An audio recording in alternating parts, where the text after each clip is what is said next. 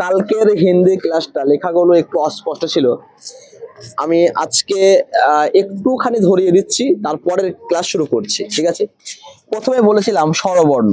আমাদের স্বরবর্ণ রয়েছে 11টি। অ, আ, হস্যই, দীর্ঘই, হস্যু, দীর্ঘ,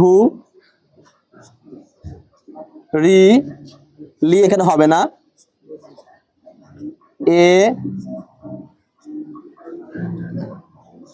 ওই, ও, ও। ঠিক আছে, এরপর হবে কি ব্যঞ্জন বর্ণ। ব্যঞ্জন বর্ণ কে কে ছিল? ক, খ, গ, ঘ, ইঙ, চ, ছ, বর্গীয় জ, ঝ, ঙ। তারপরে হবে ট, ঠ, ড, ঢ, মূর্ধন্য, ত, থ, দ, ধ, দন্তন্য, প, ফ, ব, ভ, ম, য়, র, ল, ব, তালবস্য, মূর্ধন্য মূর্ধন্য, দন্তস্য, হ। এই কটা বলেছিলাম আমি কি? ব্যঞ্জন বর্ণ। এই কটা বলেছিলাম কি? ব্যঞ্জন বর্ণ। আর এর সঙ্গে কয়েকটা যুক্ত অক্ষর রয়েছে, যেমন হচ্ছে আমরা বাংলায় যাকে বলি ক্ষয় মূর্ধন্য ষ, এটাকে লিখবো কেমন করে? এরকম ক্ষয় মূর্ধন্য ষ। আবার একটা বর্গীয় জয় একটা অক্ষর থাকে, বিজ্ঞান বানানকে যেটা লিখতে হয় আমরা, ঠিক এই টাইপের জিনিসটা, একে আমরা লিখবো এরকম ভাবে। আর একটা তালবস্য স্বরফালা, তাকে কেমন লিখবো? তাকে আমরা লিখবো এরকম ভাবে। আর একটা হচ্ছে তৈরফালা, একে আমরা কেমন লিখবো? এরকম ভাবে লিখবো। এটা আমি আগের দিনকে বলে দিয়েছিলাম, আকার হস্যিকার গুলো করে দিয়েছিলাম। তবে আজকে একবার, যেহেতু আগের দিনের ভিডিওটা অস্পষ্ট হয়েছিল লেখাগুলো, আজকে আমি সেটা করে দিচ্ছি। প্রথমে হচ্ছে আকার, তারপরে হস্যিকার, তারপরে দীর্ঘিকার, তারপরে হস্যকার, দীর্ঘকার, তারপরে ঋকার, এটা এককার, এটা ঐকার, এটা ওকার, এটা ঔকার। আমি যদি একটু অক্ষর দিয়ে লিখি, আমি বলতে পারি কয় আকার কা, কয় হস্যি কি, কয় দীর্ঘি কি, কয় হস্য কু, কয় দীর্ঘ কু, কয় রিক্রি, কয় আকার কে, কয় ওকার কই, কয় ওকা কো, কয় ওকার কো। ঠিক আছে, আকার হস্যিকার গুলো ক্লিয়ার হয়ে গেল। আমি বলেছিলাম এই যে লেখাগুলো আজকে আমি এই বোর্ডে লিখলাম, এই লেখাগুলো মোট 20 বার লিখতে হবে, খাতায় 20 বার লিখতে হবে। 10 বার দেখে দেখে লিখতে হবে, আর 10 বার আর 5 বার না দেখে লেখার চেষ্টা করতে হবে, যখন আটকে যাবে দেখবে। আর পরের 5 বার একদম না দেখে লিখতে হবে। এই 20 বার যদি খাতায় কেউ লিখতে পারো, তাহলে একেবারে হিন্দিটা পুরো লক্ষ্য দর্পণে চলে আসবে। আর আমাদের সমস্যার কথা বলেছিলাম কোথায়? যুক্ত অক্ষরের কাছে আমাদের সমস্যা, তাই না? যুক্ত অক্ষরটা আগের দিনকেও বলেছিলাম। আজকে যেহেতু আগের দিনের ভিডিওটা সম্পূর্ণ স্পষ্ট হয়নি, আমি যুক্ত অক্ষরটা খুব শর্টের মধ্যে একবার দেখানোর চেষ্টা করছি। দেখো, প্রথম কথা হচ্ছে, আমি বলেছিলাম যে কোনো একটি অক্ষরের ক্ষেত্রে, বা কোনো একটি বর্ণের ক্ষেত্রে, সবই বর্ণ, এই বর্ণের ক্ষেত্রে উপরে একটা দাগ থাকে, প্রত্যেকের উপরে দাগ দেওয়া আছে। যদি দাগ দেওয়া না থাকে, তুমি দাগ দিয়ে নেবে। উপরের দাগ নিয়ে আমার কোনো ধরনের গল্প নেই। ঠিক আছে, এই পুরো যে লেখাটা আছে, এটা তোমরা স্ক্রিনশট করে নাও এবং এটা খাতায় লিখে নাও, আগে খাতায় লিখে নাও। এরপরে দেখো, আমি এই যে যুক্তক্ষরগুলো কথা বলছিলাম, যুক্তক্ষর লেখার ক্ষেত্রে 3 ধরনের আমাদের বর্ণ হয়, 3 ধরনের বর্ণ হয়। প্রথম কথা বলতে গেলে বললাম কি, উপরের একটা থাকে যাকে ওপরের দাগ বলা হয়, আর নিচের যারা খাড়া ভাবে আছে এই একটা দাগ। ওপরের দাগ নিয়ে আমার কোনো মাথা ব্যথা নেই, ওপরের দাগ প্রত্যেকের আছে। একে বলা হয় কি শিরোরেখা। কি বলা হয়? শিরোরেখা, শিরোরেখা। আর এটাকে বলা হয় কি খাড়ি পাই। কি বলা হয়? খাড়ি পাই, বা হিন্দিতে যদি বলি আমি, তাহলে এটা খড়ি পাই, খড়ি পাই, ঠিক আছে, বা খাড়ি পাই। একে বলা হয় কি গোদা বাংলা যদি বলে হয় খাড়ি পাই। কি বলবো? খাড়ি পাই, খাড়ি পাই। এই খাড়ি পাই নিয়ে আমাদের যত মাথা ব্যথা, খাড়ি পাই নিয়ে যত আমাদের মাথা ব্যথা, এই খাড়ি পাই তাহলে পারে কয়েকজনের নেই, কার কার নেই সেটা আমাদের মার্ক করতে হবে, প্রথম কথা হচ্ছে ইঙ্গর দেখো খাড়ি পাই নেই, এই এতটুকু কিন্তু আমরা ধরবো না, ঠিক আছে। এই দেখো ছয়ের খাড়ি পাই নেই, ছয়েরও খাড়ি পাই নেই। এদিকে দেখো টয়ের খাড়ি পাই নেই, ঠয়ের খাড়ি পাই নেই, টয়ের নেই, ঢয়ের নেই, দয়ের খাড়ি পাই নেই। এদিকে দেখো রয়ের খাড়ি পাই নেই, আর হয়ের খাড়ি পাই নেই। যেগুলো খাড়ি পাই নেই তাদেরকে আমরা বলি কি গোল বর্ণ, গোল বর্ণ। এই গোল বর্ণ কতগুলো আছে? গোল বর্ণ আছে কটা? 9টা। কতগুলো আছে? 9টা, ঠিক আছে। মোট অক্ষর ছিল কটা? 33টা। কটা ছিল? 33টা। 33টার মধ্যে 9টি খালি পাই নেই, বাদ বাকি প্রত্যেকের খালি পাই রয়েছে। তাহলে খালি পাই রয়েছে কজনের? 24 জনের খালি পাই রয়েছে, 24 জনের খালি পাই রয়েছে। এই 24 জনের মধ্যে এমন দুটো বর্ণ আছে যারা এই খালি পাইকে ছাড়িয়ে চলে গেছে, খালি পাইকে ছাড়িয়ে ওদিকে ডান দিকে চলে গেছে। সেটাকে সেগুলো এবার আমরা মার্ক করব। সেটা হচ্ছে এখানে করে 1 নম্বর ক, 1 নম্বর হচ্ছে ক, আর 2 নম্বর হচ্ছে খ। এরা কিন্তু খালি পাইকে ছাড়িয়ে চলে গেছে। তাহলে 24টার মধ্যে কটা পড়ে থাকলো? দুটো আর 22টা, দুটো আর 22টা।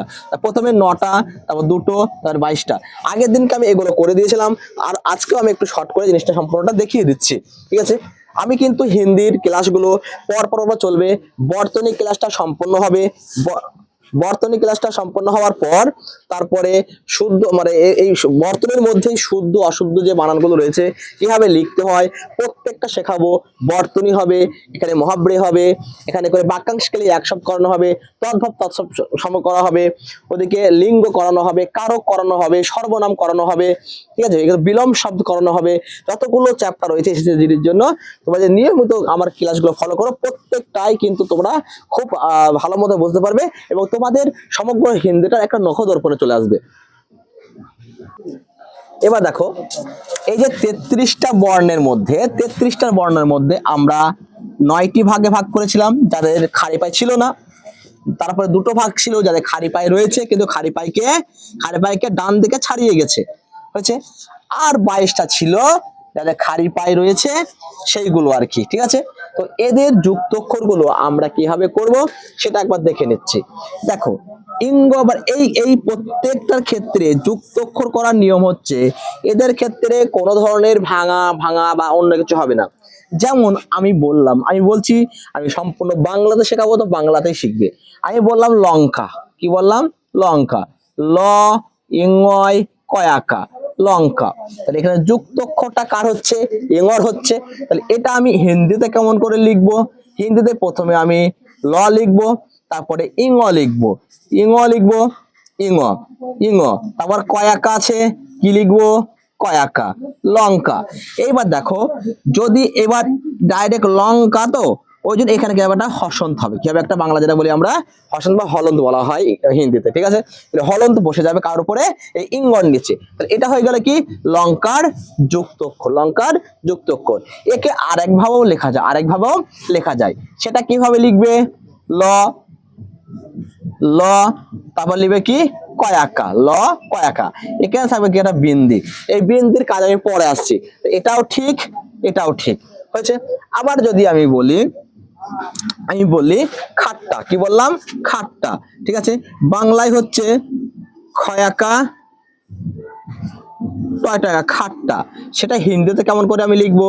তাহলে সেটা হচ্ছে খয়াকা টয়কা, তাই না? তাহলে এই একটা ট আর এই একটা ট আকার, এখানে একটা দেব কি হসন দেব, তাহলে এটা কি টয়ের যুক্তক্ষর হয়ে গেল, টয়ের যুক্তক্ষর হয়ে গেল। আবার আমি বললাম মিঠা, কি বলছি দেখো আমি হিন্দি ওয়ার্ড এখানে যাচ্ছি না, আমার যা মনে পড়ছে আমি সেইভাবে বানানগুলো শেখাচ্ছি। এটা কি ভুল কি ঠিক আমার দেখে লাভ নেই, যুক্তক্ষর এখানে কিভাবে লিখতে হয় এটা হচ্ছে আগে মেন গুরুত্বপূর্ণ ফ্যাক্টর। তাহলে পরে এখানে হচ্ছে কি ময়হর্ষি,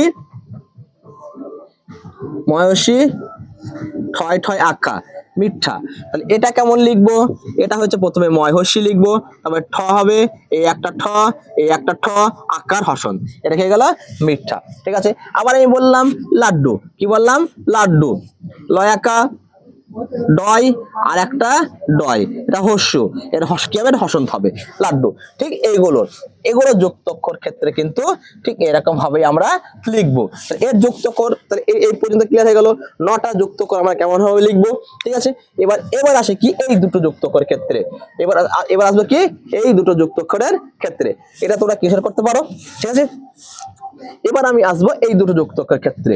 এখানে কটা আছে, এই কয়ের যুক্তক্ষর লেখার সময় আমরা কটাকে জাস্ট এরকম ছেড়ে দেবো, কটাকে এরকম পজিশনে গিয়ে ছেড়ে দেবো। আবার যদি ফয়ের ক্ষেত্রে বলি ফটাও সেম, আমরা এই পজিশনে গিয়ে ফটাকে কি করবো ছেড়ে দেবো। এরকম কয়েকটি বানান আমি লিখছি, ভালো করে দেখে নেবে। প্রথমে আমি ক দিয়ে আসছি, প্রথমে কি আসবো ক দিয়ে, আমি বললাম চক্কর, কি বললাম চক্কর, চ কয় কয় র চক্কর, এই চক্করটাকে আমি কিভাবে লিখবো, তাহলে প্রথমে চ, কয়ে যুক্তক্ষর আছে, একটা ক কিন্তু এইরকম পজিশনে চলে গেল, এরপরে আর একটা ক আছে না, সেই কটাকে আমি পুরো লিখবো, দেখে লিখবো কি চক্কর, কি হবে চক্কর। এটা হচ্ছে কি কয়ের যুক্তক্ষর, কয়ের যুক্তক্ষর। আবার আমি বললাম আমি একটা বলছি, যেমন ধরো খ দিয়ে কোন একটা যুক্তক্ষর যদি আমি বলি, আমি বললাম কাফতান, কি বলছি কাফতান, কয় আকা হয় তয় আকা দন্ত না কাফতান, সেটা সরি কাফতান, তাহলে সেটা কিভাবে লিখবো, তাহলে প্রথমে লিখবো কি কয় আকা ফয় তয়, তো তাহলে ফটা কেমন হবে ঠিক এরকম হবে, তারপর কি হবে এই তটা এরকম হবে, কয় ফয় একা দন্ত ন কাফতান। ঠিক আছে, তাহলে ক আর ফ, ক আর ফ এটা কিন্তু ক আর ফ কিন্তু আমাদের এখানে ক্লিয়ার হয়ে গেল, ক্লিয়ার হয়ে গেল। ঠিক আছে, এবার আসবো কি আমরা এই 22টা অক্ষরে যেখানে করে আমাদের সমস্যার সৃষ্টি হয়, অনেকগুলো সমস্যা আমাদের এখানে সৃষ্টি হয়, আমি সেগুলো করে বলবো। যেমন খ দিয়ে আছে, আমি আমি যেগুলো আমার এই মুহূর্তে মনে আছে সেগুলো বলছি। দেখো প্রথমে দেখো খটাকে হবে এরকম আছে, তো এর কিন্তু এই 22টা ক্ষেত্রে বলেছিলাম না যে খাড়ি পাই, এই খাড়ি পাই যুক্তক্ষর লেখার সময় খাড়ি পাইটা লিখবো না, যুক্তক্ষর লেখার সময় খাড়ি পাইটা সম্পূর্ণ উড়িয়ে দেবো। তাহলে এটা কেমন হবে ঠিক খটা এরকম পজিশনে গিয়ে আমরা ছেড়ে দেবো। গটা কি করব, গটা হচ্ছে এইরকম ভাবে ছেড়ে দেবো। তারপর ঘ আছে, ঘটা কেমন লিখবো ঠিক এরকম ভাবে ঘটা লিখবো। তারপর কি আছে চ আছে, চটাও আমরা এরকম পজিশনে গিয়ে ছেড়ে দেবো। আবার কি রয়েছে বর্গীর জ, এটা এরকম ভাবে গিয়ে আমরা ছেড়ে দেবো। প্রত্যেকটা অক্ষরে কি আমরা যুক্তক্ষর লেখার সময় খাড়ি পাইটা লিখবো না, যুক্তক্ষর লেখার সময় কি করবো না খাড়ি পাইটা লিখবো না। ঠিক মূর্ধন্যটা কেমন হবে এরকম ভাবে হবে। ঠিক আছে, তটা কেমন হবে এরকম হবে, থ কেমন হবে এরকম ভাবে হবে। আবার কি আছে ধ আছে, ধ কেমন হবে এরকম হবে। তারপর কি আছে দন্তন্যটা এরকম হবে, প কেমন হবে এরকম হবে, ব কেমন হবে এরকম হবে, ভ কেমন হবে এরকম হয়ে যাবে, ম কেমন হবে ম হচ্ছে এরকম। তারপর কি আছে পঞ্চজ এরকম হয়ে যাবে, সরি রটা কিন্তু গোল অক্ষরের মধ্যে পড়ে, রটা গোল অক্ষরের মধ্যে পড়ে, ওই জন্য রটা এখানে আমাদের প্রয়োজন নেই। এবার হবে কি লটা, লটা হবে কেমন লটা এরকম পজিশনে চলে আসবে, এই বটা এরকম হয়ে যাবে, তালব শটা এরকম হয়ে যাবে। ঠিক আছে, মধ্যম স কেমন হবে মধ্যম স এরকম হয়ে যাবে, দন্তুস্ব এরকম হয়ে যাবে। ঠিক আছে, তাহলে এই 22টা যুক্তক্ষর লেখার সময় প্রত্যেকটা কিন্তু তাহলে এই হচ্ছে মধ্যম স আর হচ্ছে দন্তুস্ব। ঠিক আছে, তাহলে এটা কিন্তু তোমরা পুরোটা এখনই এই মুহূর্তে একটা স্ক্রিনশট নাও, তারপরে আমি এই পরবর্তী গুলো বলছি। ঠিক আছে, এবার দেখো এবার আসবো আমি কি অগ্নি, কি আসবো প্রথমে আমি লিখলাম অগ্নি, কি লিখলাম অগ্নি, অ গয় নয় হর্ষি অগ্নি। অগ্নিটা কেমন করে লিখবো, প্রথমে হিন্দি অ লিখবো, তারপরে গ, গ কেমন হবে কতটুকু গ হবে, গ এরকম ও সরি একটা আকার আছে না, আকারটা আগে দেবো, হসিকার হসিকারটা আগে দেবো, এই গ হলো, আর এটা হচ্ছে কি দন্ত ন, অগ্নি। এটা কি বানান? অগ্নি বানানটা হয়েছে। আবার আমি বললাম কি উচ্চ, কি বললাম? উচ্চ, হস্যু চয় চয় উচ্চ। এটা কেমন লিখবো? হস্যু, এই একটা চ আর এই একটা চ। দেখো পরের চটা কিন্তু খালি পাইটা হবে, মিডলের চটা খালি পাই হবে না। আবার আমি বললাম কি জ্বর, বর্গীর জয় বয় র, বর্গীর জয় বয় র। এখানে যুক্তক্ষর কার আছে? বর্গীর জয়ের আছে। তাহলে বর্গীর জটা কেমন হবে? বর্গীর জ এরকম হবে, খালি পাইটা হবে না। তারপরে একটা ব ছিল না, এটা এই ব, বর্গীর জয় বয় র, জ্বর, বর্গীর জয় বয় র, জ্বর। আর একটা আছে উজ্জ্বল বানান, কি বানান? উজ্জ্বল, হস্যু বর্গীর জয়, বর্গীর জয় ব উজ্জ্বল। দেখো এখানে করে বর্গীর জ দুবার আছে, কবার আছে? দুটো যুক্তক্ষর আছে। তাহলে এটা আমি কিভাবে লিখবো? এটা হচ্ছে হস্যু, মানে এই একটা বর্গীর জ, আবার একটা বর্গীর জ, তারপর কি ছিল? একটা ব ছিল, আবার কি হচ্ছে? ল। তাহলে উজ্জ্বল বানানটা পুরোপুরি ক্লিয়ার হয়ে গেছে। এরপর আসবো কি ঝ দে আছে, ও দে আছে, যা যা করবা। আমি এখান থেকে বলছি কি, আমি বললাম দণ্ড, কি বললাম? দণ্ড। তাহলে দ মধু নয় ডয়, দণ্ড। দণ্ড বানানটা কেমন লিখবো? তাহলে প্রথমে দ লিখবো, এবার দেখো মূর্ধন্য, মূর্ধন্য কেমন হবে? মূর্ধন্য হবে এরকম, খালি পায়টা হবে না, ড আছে তারপরে, ডটা এরকম, এটা কি হয়ে গেল? দণ্ড। কি হয়ে গেল? দণ্ড। ঠিক আছে, এবার আমি বলবো উৎক্ষিপ্ত।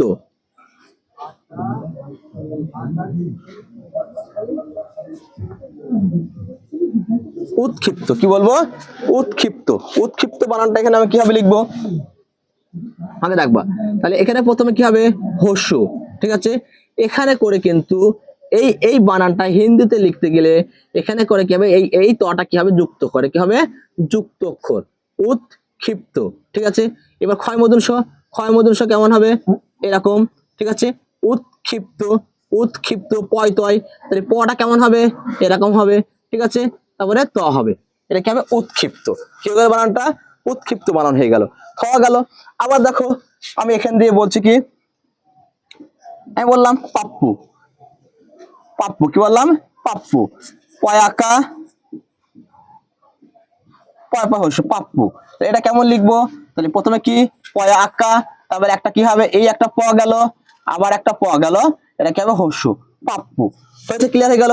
দেখো প্রত্যেকের কিন্তু যুক্তক্ষর গুলোর একটারও খালি পাই হচ্ছে না। আবার এখানে করে যদি আমি যাই, আমি যদি বলি যে কোনো একটা অক্ষর এখান থেকে বলা হয়, দেখো আমি এখানে ভ গেল, ম দিয়ে একটা বলছি, ম দিয়ে বলছি কি অনুকম্পা। কি লিখছি? অনুকম্পা, অনু ক ময় পয় আকা কম্পা। এটা যুক্তকর কার হবে? ময়ের যুক্তকর হবে। তাহলে এটা আমি কেমন করে লিখবো? প্রথমে অ, তারপর কি হবে? দন্ত নয় হস্যু, তারপর কি হবে? ক, তারপরে এই ম এতটুকু হবে, তারপরে কি হবে? পয় আকা, অনুকম্পা, অনুকম্পা। তারপরে ল দিয়ে ব দিয়ে তালবিশ, আমি তালবিশ হদেটা করছি, তালবিশ হদেটা করছি বিশ্ব, বয়সী তালবিশ হয় বয়, বিশ্ব। এটা কেমন লিখবো? এটা হচ্ছে এরকম, বয়সী তালবিশ হয় বয়, তালবিশ স, আর এই হচ্ছে একটা ব, ঠিক আছে। এটা বলা হয় কি? বিশ্ব। এটা কি হচ্ছে? বিশ্ব বানান। ঠিক আছে, ক্লিয়ার? এই পর্যন্ত তোমরা প্রত্যেকটা ছবি তুলে নাও, আর তোমরা প্রত্যেকটা বর্ণ দিয়ে ইচ্ছা মতো তোমরা ওই যুক্তক্ষর তৈরি করবে এবং সেটাকে লিখবে। এই পর্যন্ত তোমরা প্রত্যেককে ইনসার্ট করে নাও। আমি আর একটা জিনিস তোমাদের এখানে দেখিয়ে দিচ্ছি, জ ফালাটা। কি ফালা? জ ফালাটা। জ ফালাটা হচ্ছে এখানে করে আমরা যেটা মানে হিন্দিতে এই যে বর্ণটা আছে, একে আমরা বাংলায় বলি অন্তর্য, বাংলায় বলি অন্তর্য, হিন্দিতে অন্তর্জয়ের কোনো অস্তিত্ব নেই। এটাকে জ ফালা হিসাবে ইউজ করা হয় আর অন্তুস্থ হিসাবে ইউজ করা হয়। আমি বললাম, আমি ধরো এখান থেকে তিনটে বর্ণ নিচ্ছি। প্রথম বর্ণ নিলাম, ধরো আমি ট, কি নিলাম? প্রথম বর্ণ ট নিলাম, ঠিক আছে। টয়ের টয় জ ফালা কেমন লিখবো? ট থাকবে যে এরকম, এটা কি গেল? ট জ ফালা, কি হলো? টয় জ ফালা। আবার আমি বললাম এখান থেকে এই যে কর খ, কর প আছে না, আমি ক নিলাম, কি নিলাম? ক নিলাম। কয় যুক্ত করে কেমন হবে? এরকম হবে তো, এর সঙ্গে কি হবে? এটা হলো কয় জ ফালা, এটা কি হবে? কয় জ ফালা। আবার আবার এই যে 22টা কথা যদি বলি, আমি এখানে ক্ষয়ের কথাই বলছি, আমি এখানে করে খ নিলাম, কি নিলাম? খ নিলাম। তাহলে খটা যুক্ত করলে কার সময় কেমন হয়ে যায়? এরকম হয়ে যায় না? এর সঙ্গে যদি জ ফালা লাগাই, কি হবে? ক্ষয় জ ফালা, কি হবে? অর্থাৎ এটাকে কি হবে? এটা এটা বাংলায়, এটা ইংলিশে কি হবে? ক্ষয় জ ফালা। এটা কি হবে? ক্ষয় জ ফালা। এটা কি হয়ে যাবে? এটা হবে হচ্ছে কয় জ ফালা, এটা কয় জ ফালা। এটা কি হবে? টয় জ ফালা। এটা কি হবে? ট টয় জ ফালা, ঠিক আছে। তাহলে জ ফালাগুলো ক্লিয়ার হয়ে গেল। আর প্রত্যেকে বলেছিলাম র ফালাগুলো বসবে নিচে। যেমন এখানে করে যদি র ফালা বলি, এটা কি হবে? ক্ষয়র ফালা, গয়র ফালা, ঘয়র ফালা, চয়র ফালা, ঠিক আছে, এগুলো র ফালা। আর একটা জিনিস কি বলছিলাম, রেপ, কি বলছিলাম, উপরে যেটা বসে এরকম ধরনের। যেমন আমি বললাম কয়ের কয়রেফ, ঠিক আছে। আবার আবার সরি আবার ঠিক এরকম ভাবে বসবে একটু, হ্যাঁ, এরকম হবে ক্ষয়রেপ, কয়রেপ, ক্ষয়রেপ। আবার যদি আমি বলি কয়ের আকার রেপ, তখন কিন্তু এই আকারের উপরে এপটা বসবে, আকারের উপরে এপটা বসবে। এইগুলো জানলে পারে তোমাদের মোটামুটির উপরে হিন্দির প্রত্যেকটা অক্ষর যুক্ত অক্ষর লিখতে পারবে। আর একটা সমস্যা হয়ে দাঁড়ায়, সেটা কি? বিন্দি। কি দাঁড়ায়? বিন্দি। এই জিনিসটা কিন্তু মানে সমস্যা হয়ে দাঁড়ায়। এবার আমি বলবো বিন্দির কথাটা। এবার দেখো, আমি বিন্দির কথা বলবো। যদি এরকম একটা দাগ দিই, উপরে একটা বিন্দি থাকে, পাশে একটা বিন্দি থাকে, নিচে একটা বিন্দি থাকে, আর এখানে করে একটা বিন্দি থাকে, ঠিক আছে। এই চারটে বিন্দির চারটে কি কি কাজ সেটাকে আমি জানবো, ঠিক আছে।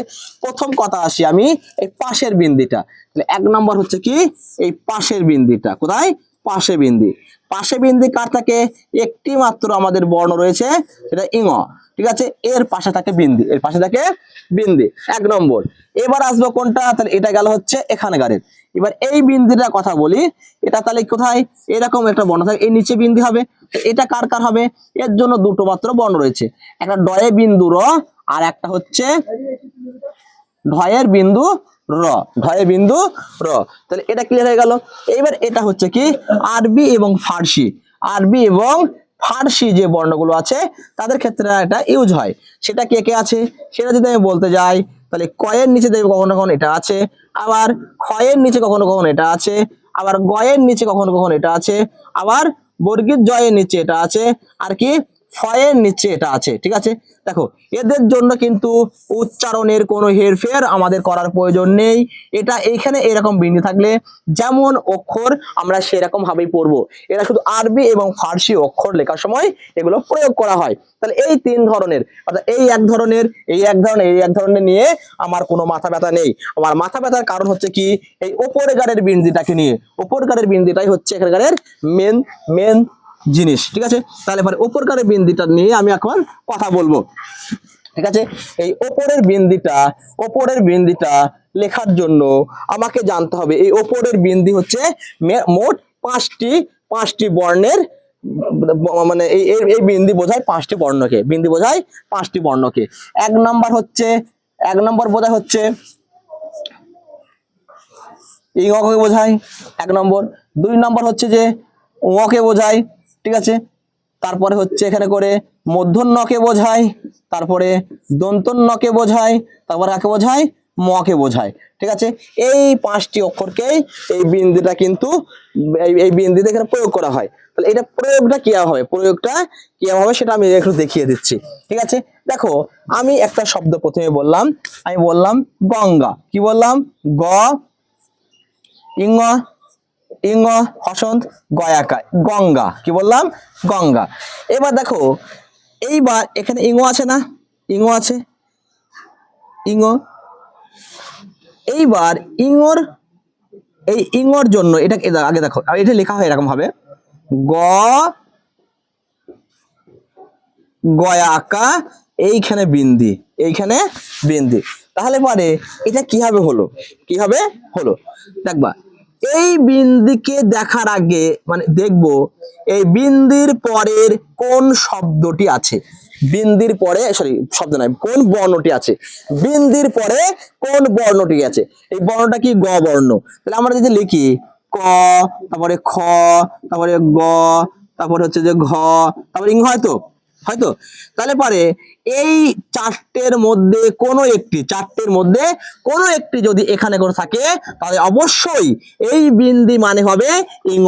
এই বিন্দি মানে হবে কি?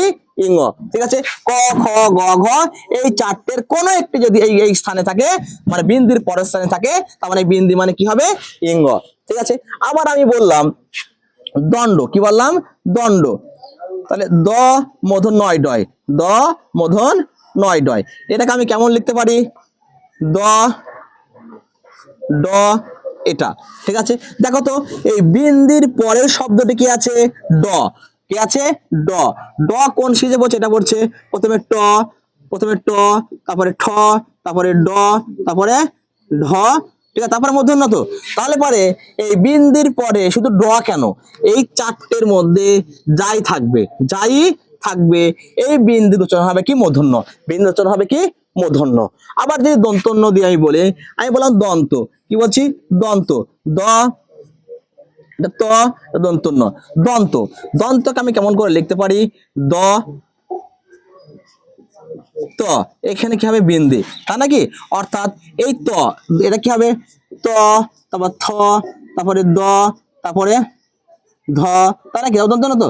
অর্থাৎ এই এই বিন্দির পরে, বিন্দির পরের যে বর্ণটি আছে, এই বর্ণ ত থ দ যাই হোক না কেন, এর পরে লাস্টে রেখে দন্তন্য, ওই জন্য এই বিন্দি মানে কি হবে? দন্তন্য। আবার আমি বলছি একটা অনুকম্পা, কি বলছি? অনুকম্পা, অনুকম্পা, অনু, অনু ক ময় পয়াকা, অনুকম্পা, অনুকম্পা। তাহলে পারে এখানে করে এটা আমি লিখতে পারি অ অনু ক পয়াকা, এখানে হবে কি? বিন্দি। অর্থাৎ আমি কি বললাম? এই বিন্দির পরের বর্ণটি দেখবো, বিন্দির পরের বর্ণটি দেখবো, সেই বর্ণটা কি? নিশ্চয়ই প। তাহলে প ফ ব ভ যাই হোক না কেন, এখানে যাই বসুক না কেন, এই বিন্দির মানে হবে কি? ম। বিন্দির মানে হবে কি? ম। তো এটাও ঠিক, এগুলো এই হচ্ছে আমাদের বিন্দির ধারণা। এর পরের দিনকে আমি যতগুলো শুদ্ধ বানান রয়েছে কিভাবে লিখতে হয় সেই বানানটা এর পরের ক্লাসে আমি শুরু করব, ঠিক আছে? এটা তোমরা স্ক্রিনশট করে নাও বা এগুলোকে, এই কাজগুলো করে দাও, ঠিক আছে? যদি অবশ্যই ভিডিওটি ভালো লাগে, উপকৃত হও, বন্ধুদের মধ্যে এটা শেয়ার করে দেবে, অবশ্যই লাইক একটা করে দিও, ঠিক আছে?